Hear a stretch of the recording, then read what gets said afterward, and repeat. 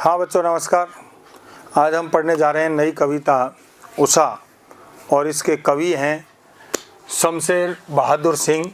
तो देखिए, कवि का जन्म है 13 जनवरी सन 1911 को देहरादून उत्तर प्रदेश अब उत्तराखंड में है।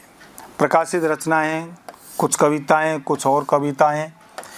चुका भी नहीं हूँ मैं, इतने पास अपने बात बोलेगी, काल तुझसे होड़ है मेरी। उर्दू हिंदी कोश का भी आपने संपादन किया है।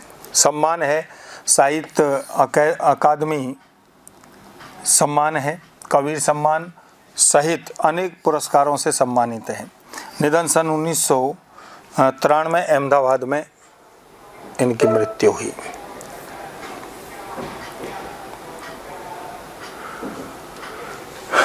तुमने धरती का पद्य पढ़ा है, इसकी सहजता प्राण है।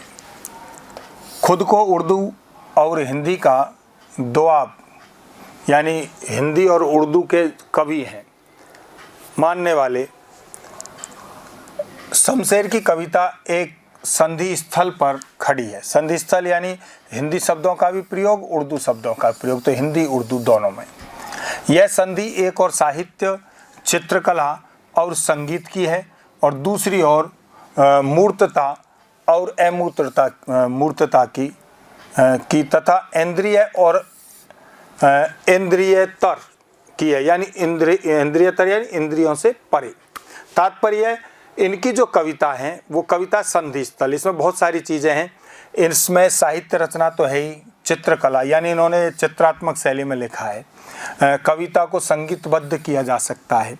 दूसरी ओर क्या है, इन्होंने मूर्त रूप प्रदान किया है। दूसरा अमूर्तता यानी उसको जो निराकार रूप है, जो मूर्त रूप नहीं है वो है। इंद्रिय जिसको इंद्रियों से पकड़ा जा सकता है। इंद्रियतर यानी इंद्रियों से अलग जो चीज़ है, परे है उस चीज़, वो चीज़ भी इनकी कविता में है।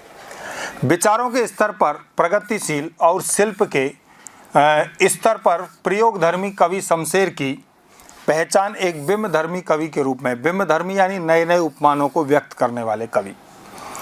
उनकी यह बिंबधर्मिता या नए नए उपमानों को देने वाले कवि शब्दों से रंग, रेखा, स्वर और कूची की अद्भुत कसीदाकारी का मात्रा रखती है। अर्थात ये जो बिंबधर्मी कवि है, रंग है, रेखा है, उसकी स्केच खींचना, स्वर है, इन सब चीज़ों से मिला करके एक अद्भुत कसीदाकारी, जब आप जानते हैं ना वो कसीदा करते हैं तो एक गोल सा होता है, उसमें वो कपड़े को यूँ करके फिर कसीदा करते हैं, उससे संबंधित। तो ऐसा मात्रा रखती है, जज्बा रखती है। उनका चित्रकार मन कलाओं के बीच की दूरी को न केवल पाटता है बल्कि भाषातीत हो जाना चाहता है। भाषातीत यानी भाषा से भी परे।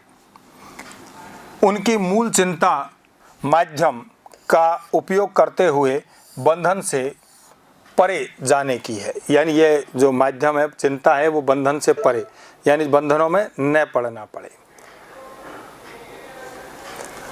ओ माध्यम क्षमा करना कि मैं तुम्हारे पार जाना चाहता हूँ, यानी जो माध्यम बन रहा है उससे भी आगे पहुँच रहे हैं।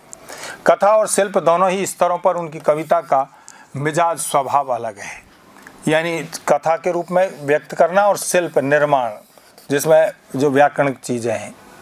उर्दू शायरी के प्रभाव से संज्ञा और विशेषण से अधिक बल सर्वनामों, क्रियाओं और अव्ययों तथा मुहावरों को दिया है। अर्थात आपने सामान्यतः संज्ञा और विशेषण का प्रयोग ज़्यादा करते हैं, तो इन सबसे अधिक प्रयोग आपने सर्वनाम जानते हो ना आप सर्वनाम है, तुम सर्वनाम है, जानते हो, संज्ञा के स्थान पर प्रयुक्त होने वाले। क्रिया है, अव्यय है, वे सब जो लिंग वचन कारक काल के आधार पर परिवर्तित नहीं होते हैं, अव्यय कहलाते हैं। मुहावरे हैं, इनका प्रयोग किया है। उन्होंने खुद भी कुछ अच्छे शेर लिखे हैं, शेर शायरी की है मतलब कवि ने।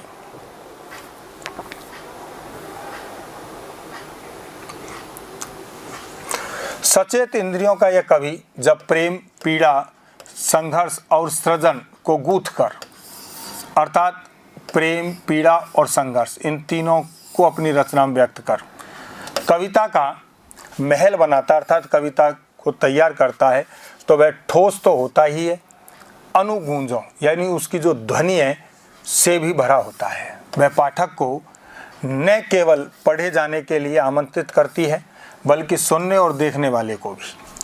प्रयोगवादी अर्थात जो आधुनिक काल में जो कविताएं लिखी गई तो वो प्रयोगवादी कविताएं थी, नई कविताएं, साठोत्तरी कविताएं। तो प्रयोगवादी 1943 से प्रारंभ कविता शिल्प संबंधी बहुत से प्रयोग लेकर आई, कविता के निर्माण से संबंधित नए बिंब, नए नए दृश्य हैं, प्रतीक हैं, नए उपमान हैं।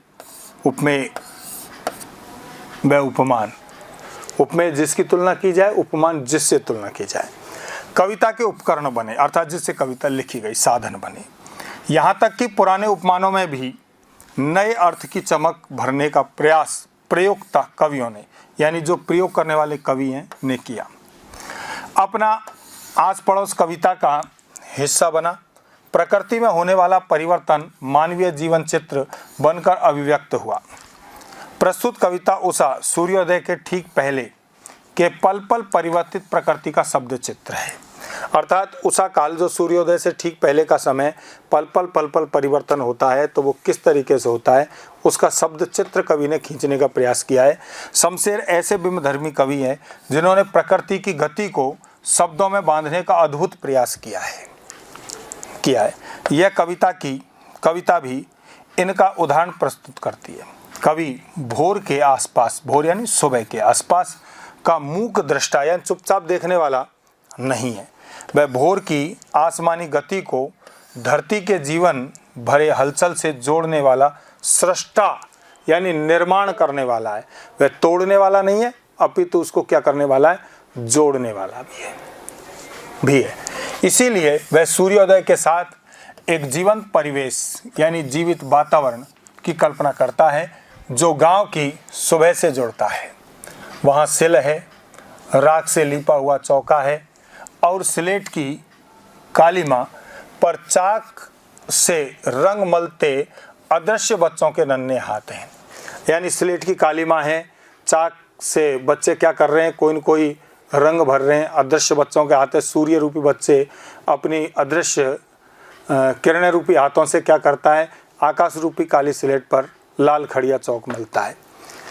यह एक ऐसे दिन की शुरुआत है जहां रंग है, गति है, विकास है, भविष्य का उजास है, उजाला है आने वाले समय में, और हर कालिमा को चीरकर आने का एहसास कराती उषा है। यानी अंधकार से प्रकाश की ओर जाती क्या है, उषा कालीन बेला है। इसको यहाँ पर कवि ने क्या किया है, व्यक्त किया है। फिर हम आगे पढ़ते हैं इस कविता को, फिर मिलते हैं, तब तक के लिए नमस्कार।